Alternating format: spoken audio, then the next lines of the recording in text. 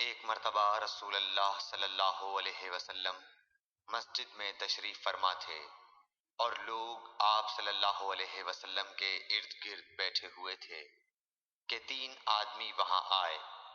ان میں سے دو رسول اللہ صلی اللہ علیہ وسلم کے سامنے پہنچ گئے اور ایک واپس چلا گیا۔ پھر وہ دونوں رسول اللہ صلی اللہ علیہ وسلم کے سامنے کھڑے ہو گئے۔ اس کے بعد ان میں سے ایک نے جب مجلس میں ایک جگہ کچھ گنجائش دیکھی تو وہاں بیٹھ گیا، اور دوسرا اہل مجلس کے پیچھے بیٹھ گیا، اور تیسرا جو تھا وہ لوٹ گیا۔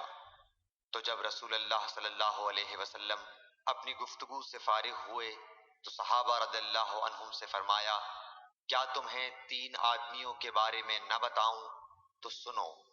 ان میں سے ایک نے اللہ سے پناہ چاہی، اللہ نے اسے پناہ دی، اور دوسرے کو شرم آئی تو اللہ بھی اس سے شرمایا کہ اسے بھی بخش دیا، اور تیسرے شخص نے منہ موڑا، اللہ نے بھی اس سے منہ موڑ لیا۔ صحیح بخاری حدیث نمبر 66۔